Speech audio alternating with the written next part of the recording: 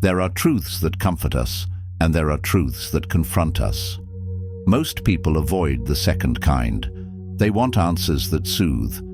But philosophy, especially Stoic philosophy, offers no such luxury. It is a cold mirror. It reflects what is, not what we wish to see. This is why Stoicism is powerful, and why so few embrace it deeply. It does not flatter, it instructs. It does not promise ease, it demands effort. The Stoics believed that self-deception is the root of weakness. They taught that clarity is strength. You must strip away illusions if you want to live well. You must see what is brutal, what is hard, what is real. That is the beginning of resilience. That is where your transformation begins. If you are looking for the truth no one wants to hear, the Stoics have already spoken it. This is not about comfort. It is about preparation. This is a philosophy for those who are willing to be honest with themselves, with life, and with reality. Let's begin. Chapter 1. Comfort is a trap. The modern world promotes comfort as the highest form of success. It connects happiness with ease, and it treats struggle as something to avoid. It builds a lifestyle where inconvenience is labeled as failure and effort is viewed as suffering. But for the Stoics, this relationship with comfort leads to mental decline. Comfort, when pursued without restraint, removes the very resistance required for a person to grow stronger in mind and character. It creates false expectations, where difficulty is seen as unfair rather than necessary.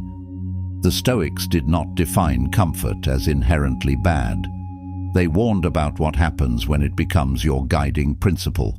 When your daily decisions are shaped by what feels good rather than what builds strength, you begin to drift away from purpose. Comfort becomes a default state, and anything that disturbs it feels like a threat. You begin to structure your life around ease. You avoid discomfort even when discomfort holds the lessons you need most. You reject struggle, though struggle creates resilience. You avoid pain, though pain often reveals truth. Epictetus warned that luxury softens the soul. A person who cannot go without is always vulnerable to loss. If you must have the best conditions to act with discipline, your discipline is weak. If your peace depends on comfort, your peace is fragile. The mind becomes used to retreat.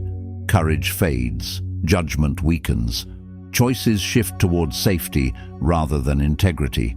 This is the silent decay of comfort when left unchecked. Growth is built through direct engagement with resistance. Just as muscles grow through strain, character grows through challenge. The Stoics believed that a life without adversity produces fragile people. To them, the ideal human was not someone who avoided pain, but someone who trained to endure it with clarity. The purpose of discipline was not to impress others or to display strength, but to be strong in the unseen hours, when no one is watching, and the choice to be firm is purely personal. Deliberate hardship was a Stoic practice. These hardships were not dramatic displays. They were integrated into daily life. Cold water, minimal food, walking great distances, time spent in silence, and periods of fasting were all used to remove dependency. The intention was to train the mind to stay stable without comfort. The body felt discomfort, but the mind adapted. This prepared the Stoic for real-life adversity. When discomfort arrived without warning, they had already trained for it. The danger of comfort is not in the comfort itself, but in its repetition without challenge. It builds habits that erode vigilance. Sleeping in becomes normal. Avoiding responsibility becomes routine. Postponing hard conversations becomes instinct. The daily practice of ease makes the mind fragile. Comfort starts to define what feels right, and anything that falls outside of that range feels wrong, no matter how necessary it may be. This erosion is gradual. It often begins with rationalizations. I'll do it tomorrow. This is not the right time. It's just a small thing. these thoughts become consistent patterns. The mind shifts from seeking virtue to seeking convenience, from striving to preserving, from discipline to delay. Comfort becomes the measure, and that measure continues to shrink. The Stoic does not chase suffering, but they prepare for it. They seek discomfort with purpose. They introduce friction into their routines. They fast to sharpen restraint. They spend time alone to strengthen their thoughts. They expose themselves to cold or hunger to prove they can operate without what they once thought essential. These acts are not acts of extremism. They are intentional resistance exercises. They strengthen the will. When you practice discomfort regularly, you become less dependent on ideal conditions. You are no longer paralyzed by small problems. You stop retreating when things get hard. You develop mental armor through exposure, repetition, and deliberate choice. That armor does not eliminate difficulty, but it gives you the ability to face it without panic. That is true power. Comfort will always be present. The world offers countless ways to avoid effort and delay growth. But your job is to see the cost of comfort. Each time you choose it when difficulty was an option, you miss a chance to build inner strength. The life built around comfort appears calm, but it is vulnerable. It cannot endure pressure. It breaks under weight. When you choose discomfort, you reclaim agency. You stop waiting for ideal circumstances to begin living well. You begin each day with strength instead of passivity. You train your mind to function without needing to feel good first. You build a foundation that can carry weight. Choose one small act of voluntary discomfort at the beginning of each day. It can be a cold shower, a longer walk, skipping your morning coffee, or delaying your first meal. The action itself is less important than the intention behind it. This act sends a message to your mind. Your decisions are not dictated by comfort. Over weeks and months, increase the difficulty gradually. Add intentional silence, physical exertion, or the habit of starting your hardest task first. Track how you respond to these discomforts. Reflect on what they reveal about your expectations, limits, and reactions. This is training. You are not punishing yourself. You are preparing. Let these small discomforts remind you that strength is built with choice. It is not built on the days when everything feels easy. It is built when you decide to act in resistance to comfort and in alignment with what builds discipline. Chapter 2. You are responsible for everything you permit. The Stoics made a firm distinction between what belongs to your control and what does not. This division was not meant to be theoretical. It was a practical framework for judgment and action. Within the boundaries of what you control, there is no space for excuses. If you allow confusion to dominate your thinking, if you allow disorder into your habits, or if you allow compromise into your decisions, those are choices. Those are permissions granted through repeated behavior or lack of correction. It is easy to speak about the influence of others.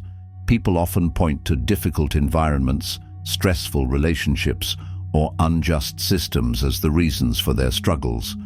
But the Stoic response to this is pointed. What part of that did you tolerate? What remained unchanged because you refused to act? What have you adapted to that you should have resisted? This is not a denial of outside pressure. It is a focus on internal authority. Marcus Aurelius did not say that the world will always cooperate.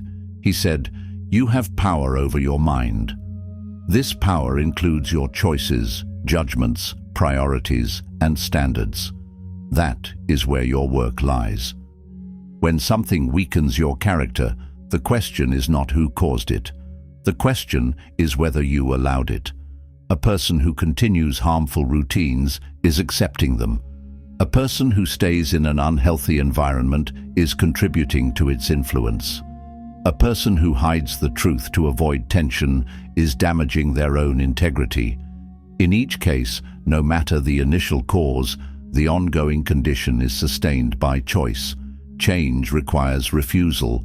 Change begins when you revoke permission.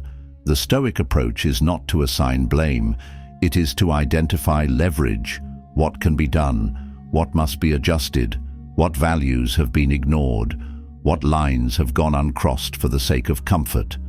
The person who accepts full responsibility, even for things that were not their fault initially, gains strength. That strength is built through the decision to correct, to restructure, to act with precision. Every time you say, "I can't," you reduce your field of responsibility. That phrase shuts down effort. It limits possibility. It turns you into a spectator of your own life. Every time you say, "I will," you reclaim that field. You step into ownership. You become the one who shapes your standards. You return control to where it belongs. This shift is internal.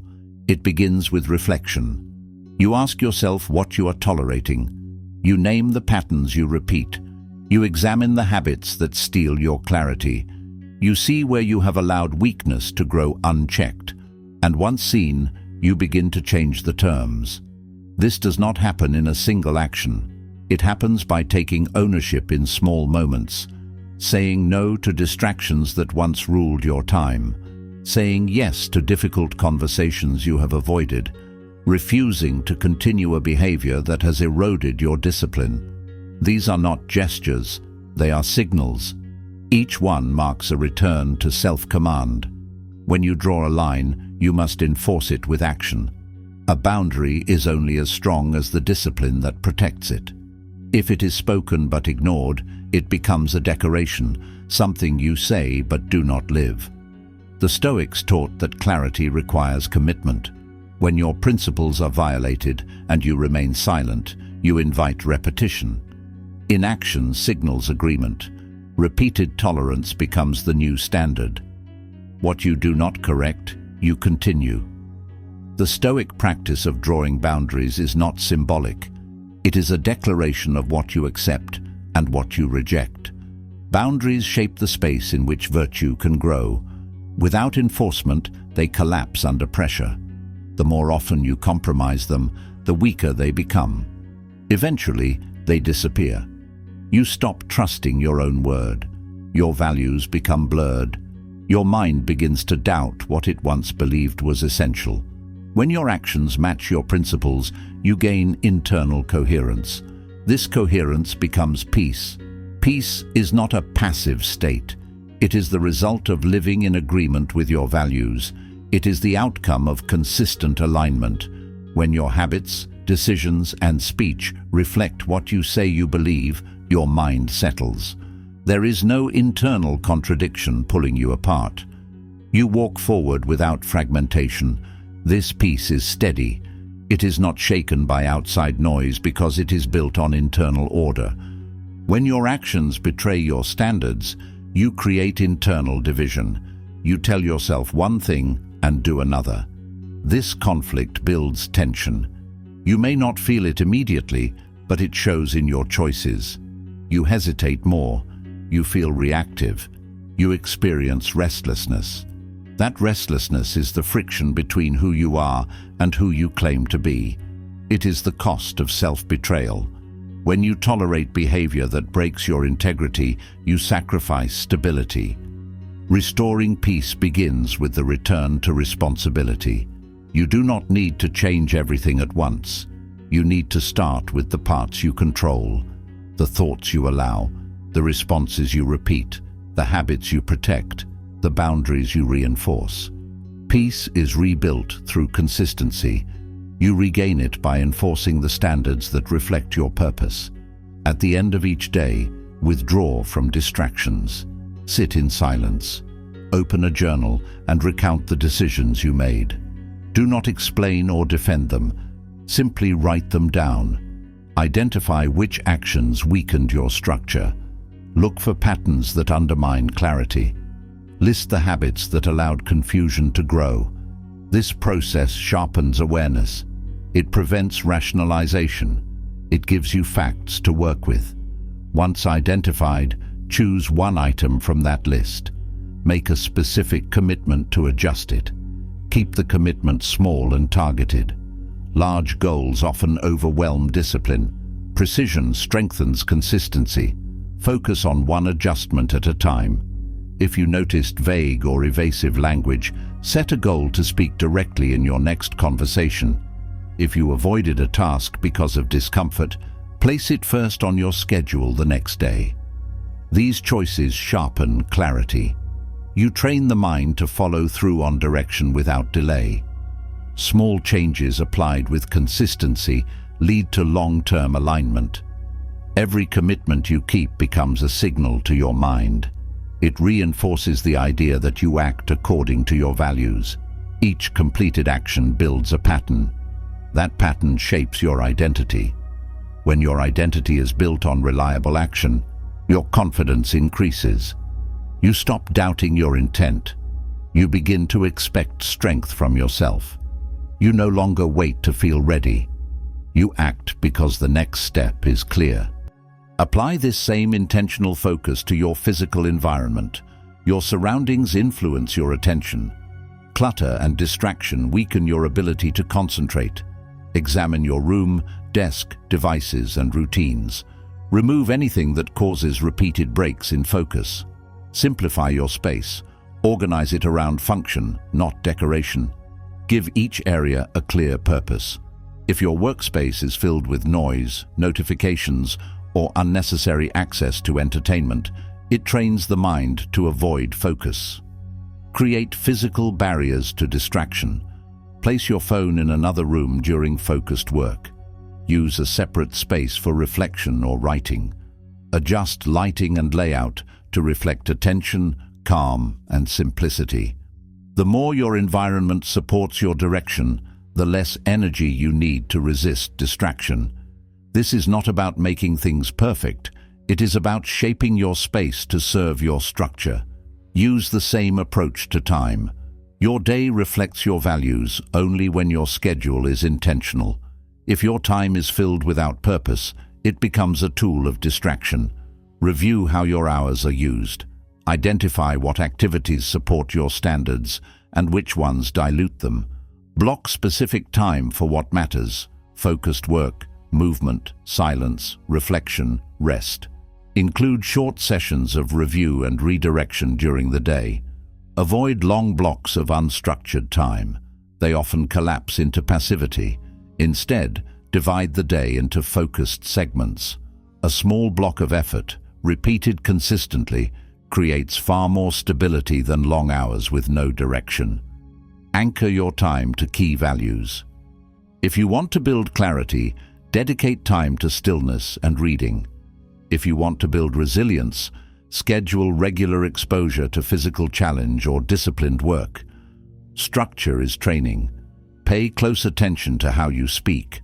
Words form the boundary between intention and expression. If your language is vague, your thoughts become unclear. If your speech avoids truth, your values erode. Make your language match your principles. Speak plainly. Say only what you mean. Do not over-explain or soften what needs to be firm. Use direct statements. Remove false flattery, unearned apologies, and approval-seeking tones. Your language reinforces your boundaries. It is the final layer of structure others see. If you allow your speech to become passive or uncertain, it undermines the structure you have built internally.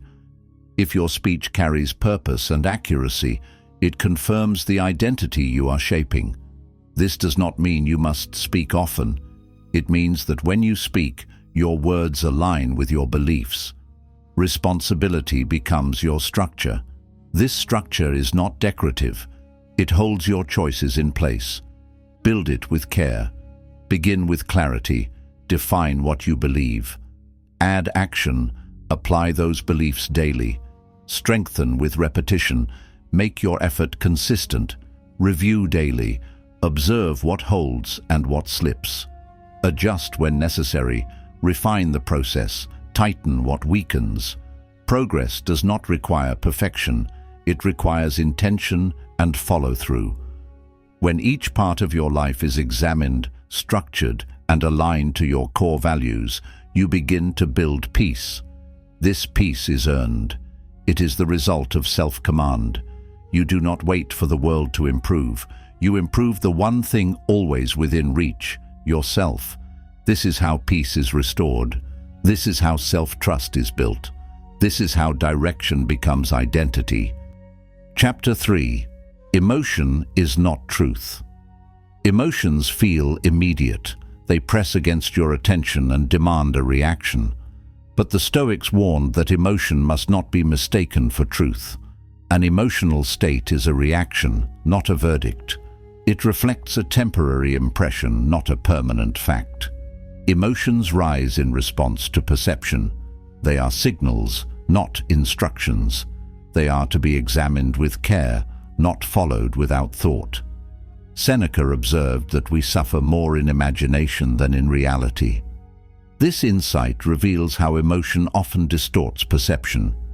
Anger exaggerates offense. Fear enlarges uncertainty. Jealousy invents threats. Sadness magnifies loss. The mind, under the influence of strong emotion, sees what it expects to see, not what is actually present. This leads to poor judgment, impulsive actions, and unnecessary conflict. The Stoic approach is not emotional suppression. It is emotional discipline. Suppression ignores emotion. Discipline studies it. The disciplined mind does not reject its emotions. It questions them. It observes what they are doing, how they formed, and whether they are supported by reason. Emotion becomes information. It is used, not obeyed. This is a form of mental clarity. You treat emotion as data, not as command. Marcus Aurelius reminded himself that insult, pain, praise, or misfortune only had power if he allowed them to control his mind. He taught that events are not harmful by nature. It is the interpretation that gives them weight. If someone insults you, the words are external. It is your internal response, whether you let those words define you, that determines your suffering.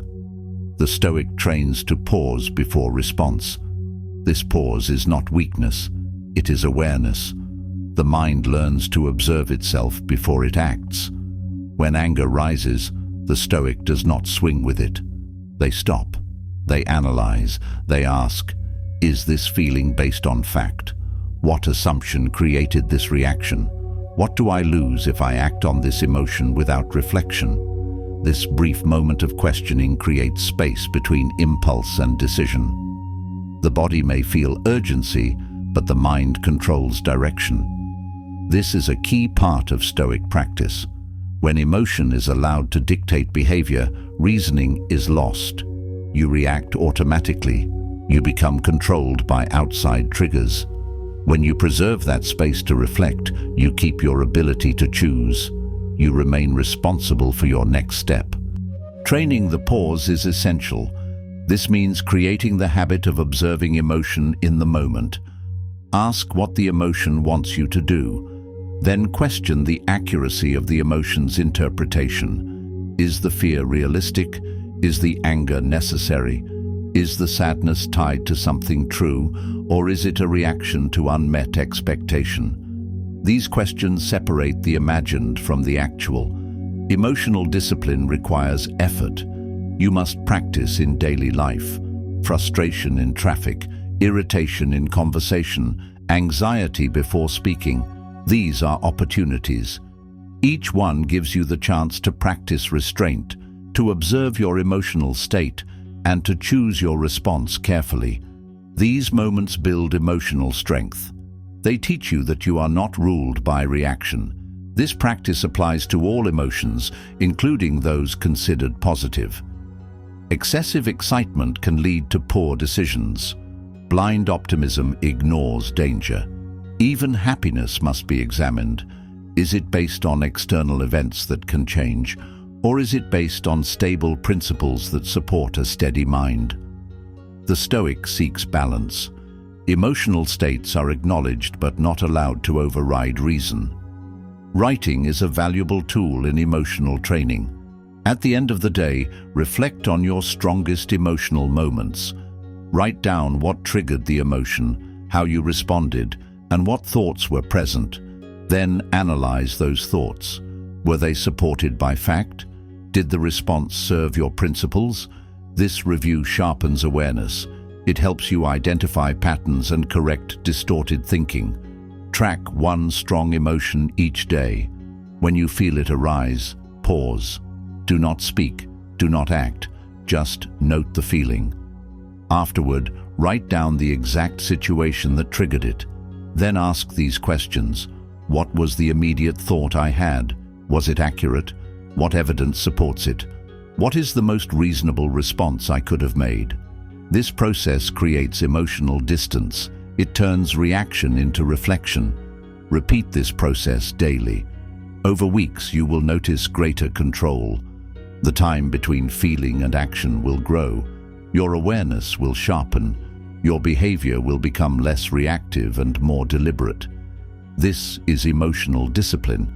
This is what the Stoics practiced, not to remove feeling, but to command it. Chapter 4. No one owes you recognition. People seek approval. They want their efforts to be noticed. They want their discipline to be praised. They want others to recognize their progress. But the Stoics taught that the pursuit of recognition weakens the very discipline it aims to reward. If you require praise to act with integrity, your actions are dependent on external approval. This dependence makes your direction unstable. Marcus Aurelius wrote that doing good is natural, just like a vine bears fruit. The vine does not perform for an audience. It fulfills its function. It produces what it is meant to produce, whether anyone sees it or not. If someone notices the fruit, it does not change the nature of the vine.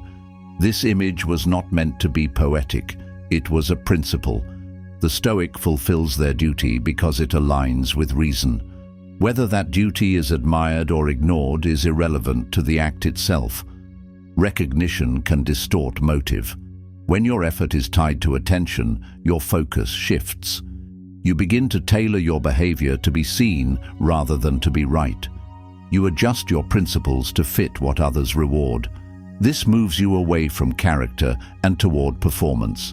Over time, you become reactive to the opinions of others. You chase approval instead of truth. Living for praise places your identity in the hands of others. It invites judgment into every choice. You hesitate before speaking honestly. You avoid doing what is right if it risks being misunderstood. This leads to internal conflict. You begin to compromise what you know to be correct for the sake of fitting in. This exchange seems small at first, but it compounds. Eventually, you become someone shaped by applause rather than by principle. The Stoic disciplines the self quietly. Their training is internal. They do not need others to acknowledge their progress. They reflect on their own improvement. They make corrections in silence. They choose virtue because it is reasonable and necessary, not because it will be praised. The reward of their effort is the integrity it produces. This approach demands strength that does not depend on outside confirmation. You must continue to act with purpose, even when no one notices. Your momentum must come from conviction, not attention. Discipline holds when effort is consistent in private. This steadiness allows you to grow without needing applause.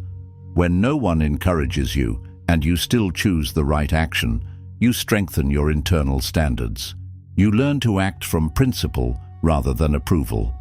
This is where the Stoic finds peace, through consistency in action, not through response from others.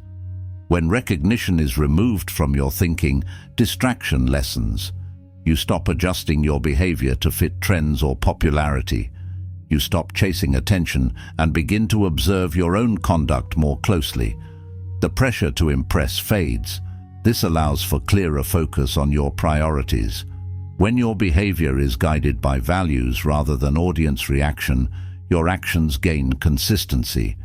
You no longer shift your tone or actions to meet external approval. You do what needs to be done because it aligns with your beliefs. Your mind becomes quieter. You do not wait for someone to notice your progress. You do not need reminders of your worth from the outside. This independence builds slowly, and it becomes your strength. You move forward without having to explain yourself. Your actions speak without announcements. You give effort without needing response. You show up to the work even if the work goes unseen. This becomes your standard. The ability to stay silent in your service, consistent in your effort, and firm in your character builds an inner weight. That weight becomes identity. You know who you are because you've proven it in silence. You become stable because you've acted without encouragement. You become calm because your values do not shift based on attention. This is the result of consistent, unseen effort that aligns with principle. Choose one small but meaningful action each day and keep it private. Carry it out with full effort and tell no one. This could be helping a colleague quietly, cleaning something without recognition, fixing a process others ignore, or offering someone support without seeking thanks. These acts are small in size but large in value. They remind you that you are capable of acting well without an audience. Watch your reaction closely. If there is a sense of frustration when no one notices, recognize it. If there is a desire to mention it, pause. Do not judge the feeling. Acknowledge it. Then continue the practice. Keep repeating the habit of silent integrity. Track these actions privately, not to prove anything to others, but to remind yourself of the kind of person you are building. You are not erasing emotion. You are placing direction above validation. You are testing your ability to remain steady regardless of feedback. This is where motive is clarified. Do you act for applause or out of principle? Do you need attention to maintain effort? Or is the effort strong enough to stand on its own? Use this as a tool to build quiet discipline. Return to the same small effort each day. Let it anchor your behavior. Let it remind you that approval is external and unstable, but your values are within your control. The more you practice this, the more stable you become. You stop measuring your worth by how often you are praised. You begin to measure it by how often you follow through.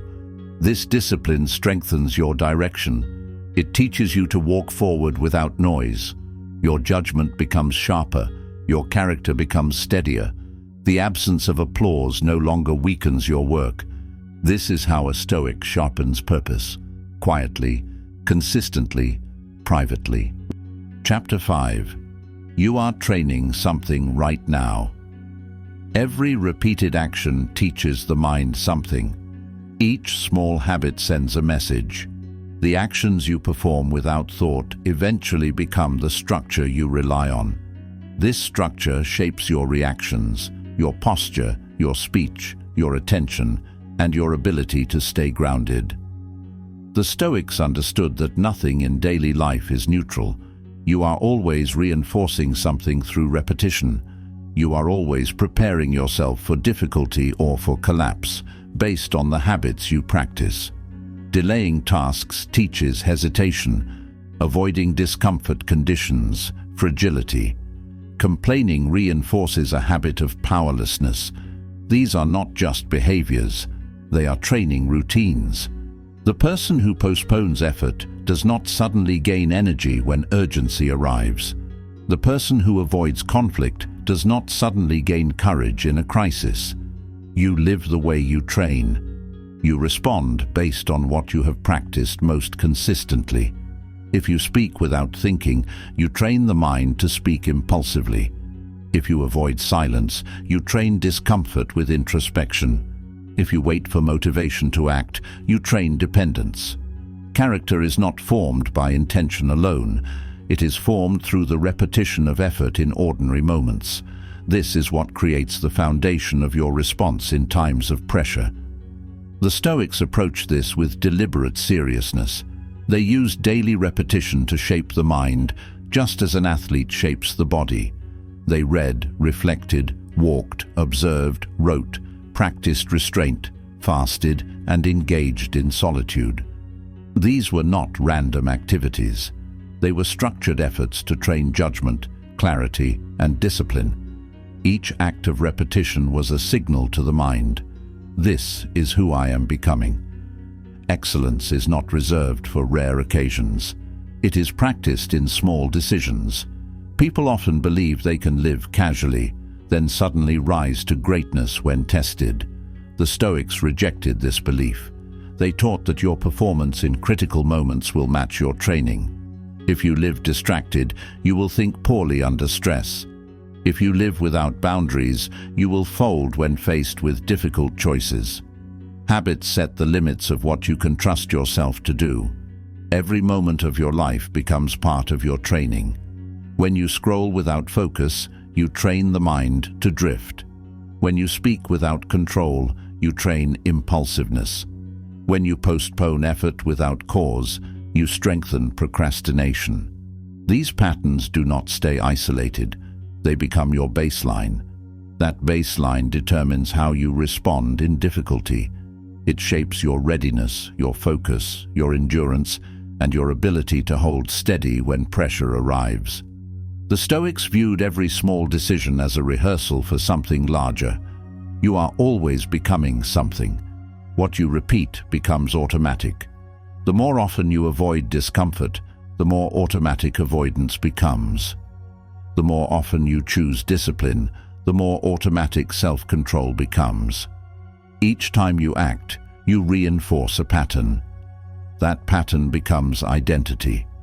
You will either be prepared when challenges arise, or you will be unprepared, depending on the structure your habits have created. Training must be intentional.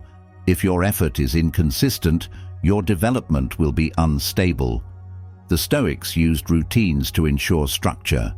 They practiced silence, early rising, physical movement, careful speech, and regular periods of reflection.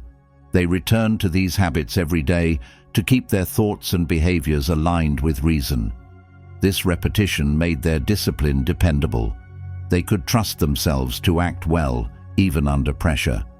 Unstructured action creates confusion. The mind needs rhythm.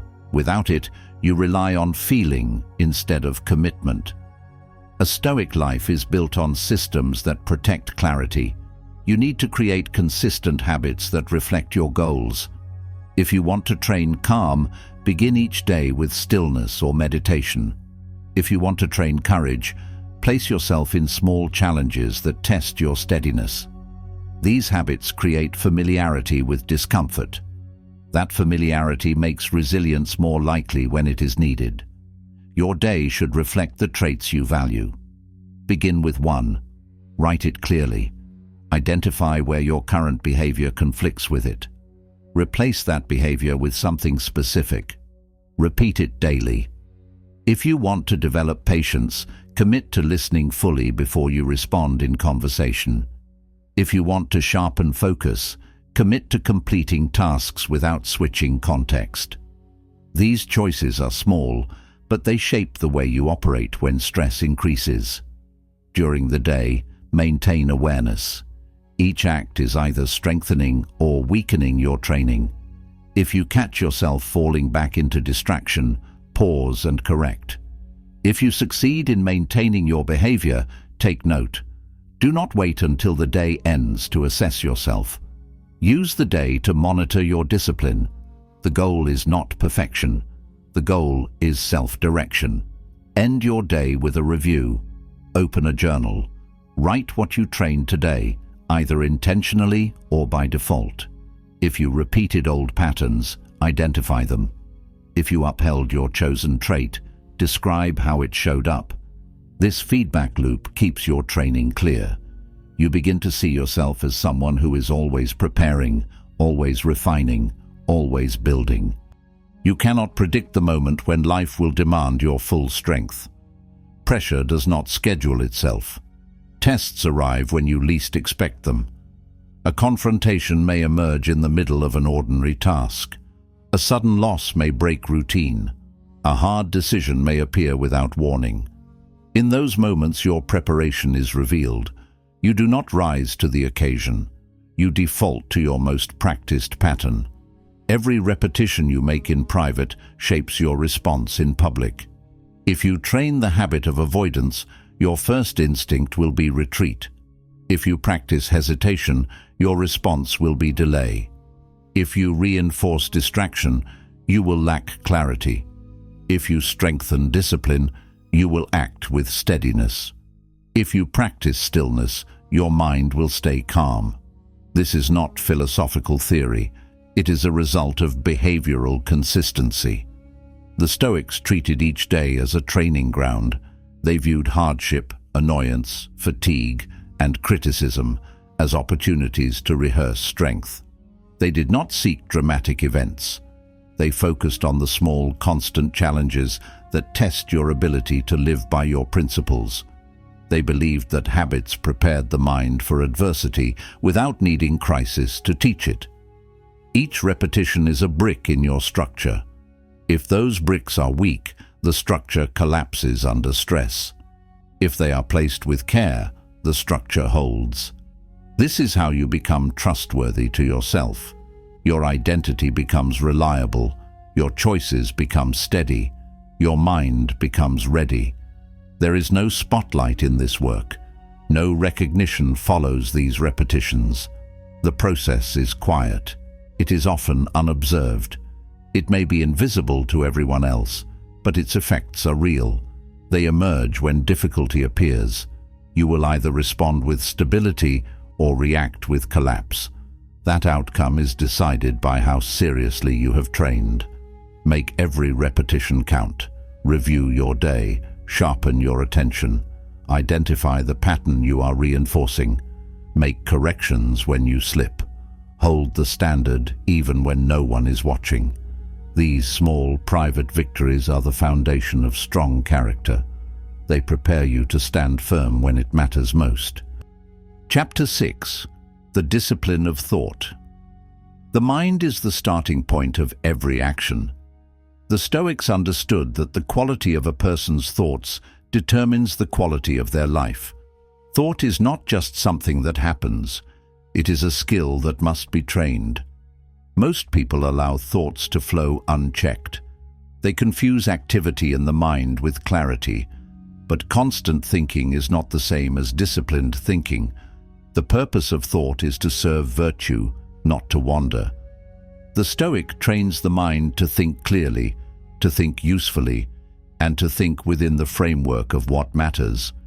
This means thinking in alignment with the four cardinal virtues: wisdom, courage, justice, and temperance. Every thought should move in that direction. If a thought makes you weaker, more bitter, less focused, or more distracted, it does not serve your development. It must be replaced.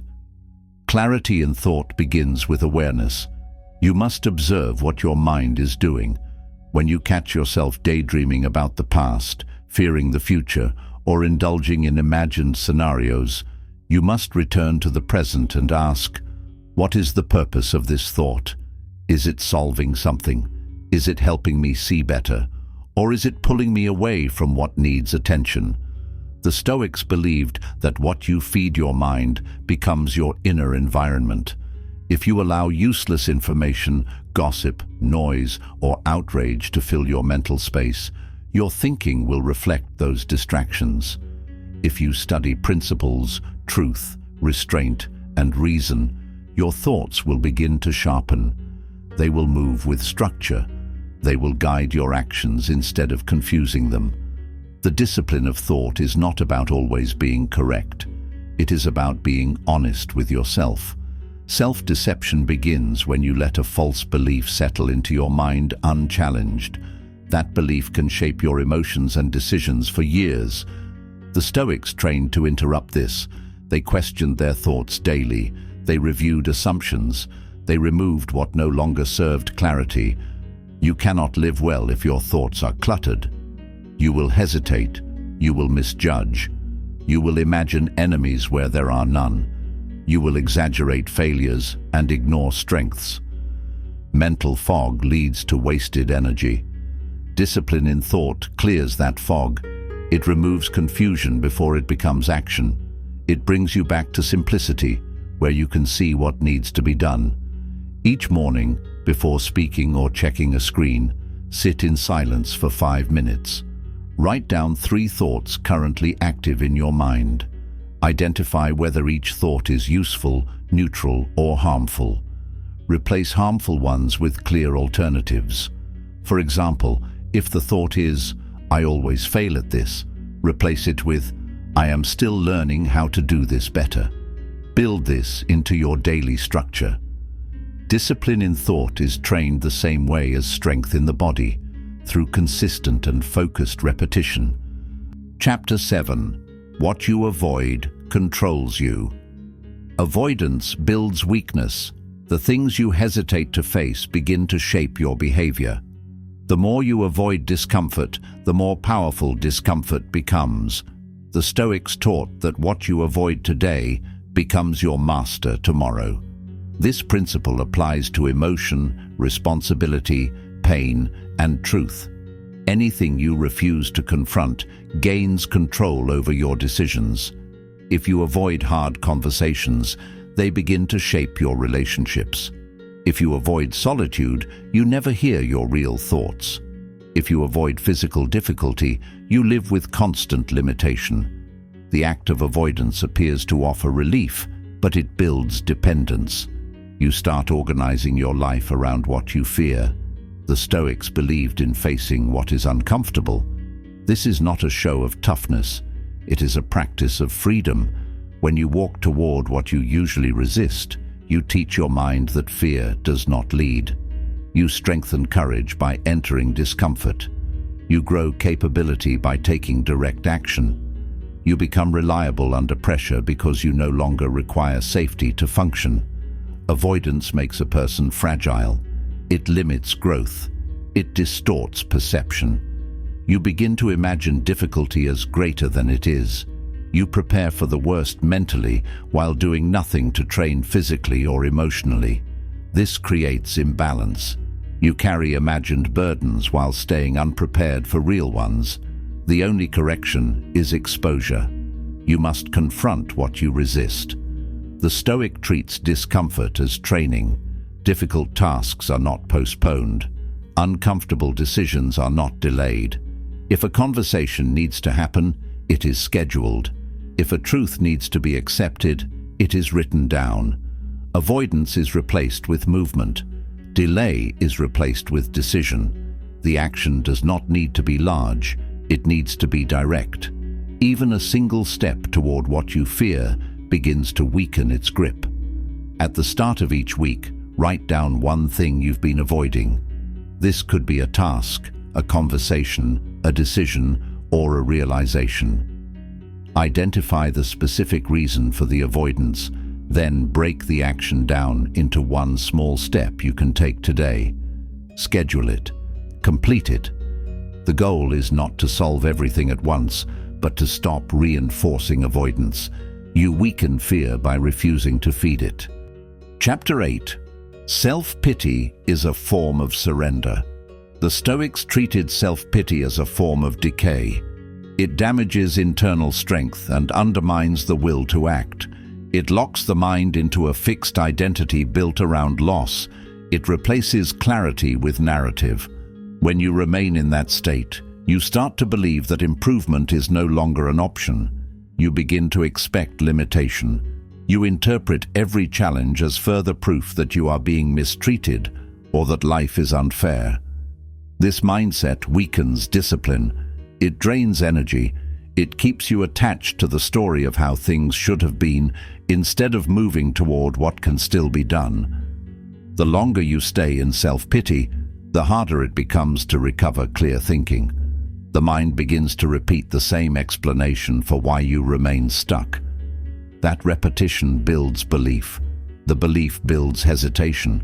You stop reaching for solutions. You reduce your effort. You begin to depend on others to carry the emotional weight you refuse to set down. Stoicism offers an exit through responsibility. The Stoics acknowledged pain but did not give it authority.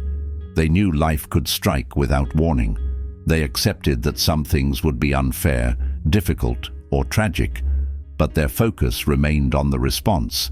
When something painful happened, their question was immediate. What is left for me to do? Where do I still have control? How do I move forward with dignity? These questions move the mind out of the passive state. They shift attention away from the loss and onto the available action. They prevent you from collapsing into complaint. They stop the cycle where the mind begins to exaggerate pain and reinforce powerlessness. They return you to the present moment, where forward motion is still possible. Self-pity teaches helplessness through repetition. It creates a habit of seeing difficulty as unfair, even when it is necessary for growth. It conditions the mind to seek comfort through sympathy. It avoids accountability and creates the illusion that you are powerless to change your condition. Once this belief is fixed, all feedback is filtered through it. Criticism becomes an attack. Correction becomes insult. Encouragement is seen as false hope. This mindset builds resistance to truth. The Stoics held the opposite view. They saw setbacks as material. Pain was a resource. Disappointment was a signal to adjust. Failure was a chance to practice discipline. They did not enjoy difficulty, but they used it. They did not ask to suffer, but they expected it. Their preparation was mental, and their response was structured. When difficulty came, they returned to what they controlled. A Stoic does not collapse inward. They do not wait for someone to fix their situation. They return to effort. They return to clarity. They rebuild routines. They simplify goals. They review their responsibilities. They stop asking why something happened and begin asking how they will face it. This is the removal of pity. It is not detachment from feeling. It is engagement with duty. This mindset prevents emotional stagnation. When you act through pain, the mind begins to recover structure. Movement weakens confusion. Focus reduces emotional distortion. One completed task rebuilds momentum. A small act of courage begins to shift the belief that you are stuck. This is not a sudden transformation. It is slow correction through deliberate behavior. When you notice signs of self-pity, blame, complaint, emotional heaviness, pause and write exactly what you are thinking. Do not edit. List the thoughts and the story you are telling yourself. Then, next to each statement, write a counter-response based on responsibility. Ask yourself what is still under your control. Choose one item from the list and take action on it today, even if the action is small. This could be cleaning your space, completing one item from a delayed task list, writing a message you've been avoiding, or getting up and walking without distraction. The action itself is not the cure. It is the shift in posture that matters. It trains the mind to redirect energy toward movement. Repeat this process every time you return to the mindset of helplessness. Treat the practice like a form of self-recovery. Do not wait for motivation. Move. Do not wait for the situation to improve. Improve the part within reach. This habit removes the grip of pity and builds the strength needed to carry your condition without complaint. Chapter 9. Entitlement destroys resilience. The Stoics viewed entitlement as a mental weakness. It builds the belief that you are owed something by the world simply because you want it. This attitude erodes responsibility. It conditions the mind to expect ease and reward without preparation. Entitlement replaces effort with demand. It places expectations on others while removing discipline from the self. A person who expects everything to go their way will not last under pressure. The moment things become difficult, they look for someone to blame. They treat adversity as injustice rather than preparation. They see inconvenience as personal offense. They wait for circumstances to adjust instead of adjusting themselves. This weakens mental toughness. It teaches the mind to reject responsibility and depend on external conditions for stability. Stoicism teaches the opposite. It trains the individual to expect nothing and prepare for anything. You do not deserve success. You must build it. You do not deserve ease. You must earn resilience. You do not deserve agreement. You must practice clarity and calm in the face of opposition. The Stoics believed that peace comes from removing expectations and increasing readiness. This mindset builds internal strength. When you hold on to entitlement, you resist reality. You waste energy wishing things were easier instead of preparing yourself to become stronger. This drains focus. It increases frustration. It amplifies disappointment. Resilience is destroyed because the mind has never learned to carry difficulty without complaint. The Stoics trained to expect hardship. They trained to face disorder with composure. They prepared for rejection, discomfort, and loss. Their strength came from not expecting comfort. This did not make them cold or detached. It made them stable. They were not shocked by adversity. They expected it. So when it arrived, they responded instead of reacting. Entitlement prevents that response. It creates fragility. The mind collapses under unmet expectations. When praise is absent, motivation fades. When reward is delayed, effort stops. When life feels unfair, resentment grows. This creates emotional instability. A Stoic removes this condition by choosing effort over assumption. Identify one area of your life where you feel frustrated due to unmet expectations. Write down what you believe you are owed, then cross it out and write what you are willing to build instead. Replace the expectation with a clear process. Commit to it daily. This habit removes dependency and builds strength through practice. Chapter 10. The standard you walk past is the standard you accept. The Stoics taught that the tolerance of disorder is a silent agreement with it. What you allow to persist without challenge becomes part of your character. Every time you witness a behavior that violates your principles and do nothing, you signal to yourself that your values are negotiable. This erosion does not happen all at once. It is shaped by what you are willing to excuse. Your standards are not what you claim. They are what you consistently enforce. If you walk past laziness, dishonesty, waste, or negligence, either in yourself or in others, and remain silent, you begin to live by a different code. That code rewrites your habits. You adapt downward. You begin to rationalize weakness as realism and avoidance as peace. In doing so, you lower the quality of your thoughts and the sharpness of your direction. The Stoics were strict with themselves. Marcus Aurelius reminded himself daily to remain firm, to hold to what was right, to ignore praise, and to correct error quickly. Epictetus spoke of walking a narrow path, not as an act of judgment, but as an act of responsibility. They believed that your silence in the face of compromise reshaped you into someone who accepts it. This standard applies in both private and public life. In private, it shows up in how you treat time, how you maintain your environment, how you speak when no one is listening. In public, it shows up in how you respond to disrespect, how you enforce your boundaries, and how you model the values you claim to respect. A Stoic does not need praise for high standards. They maintain them because those standards shape their identity. If you want discipline, you must enforce it in moments when it feels unnecessary. If you want clarity, you must correct confusion when it first appears. If you want a calm mind, you must remove what disrupts it before it becomes habit. The person who waits until disorder is obvious has already accepted it in its earlier form.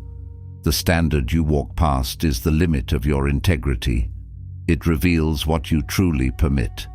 This is where self-respect begins, not in lofty ideals, but in the smallest, often invisible choices. When you consistently act in defense of your principles, you sharpen your identity. You become someone whose values are alive in practice, not theory. Identify one behavior you have allowed, either in yourself or others, that contradicts your values. Describe what standard has been lowered. Define clearly what must be enforced. Then take a visible step to restore it. This could mean correcting a routine, confronting a behavior, removing a distraction, or re-establishing a boundary. Repeat this each week with a new standard. Over time, this process builds internal alignment and visible strength.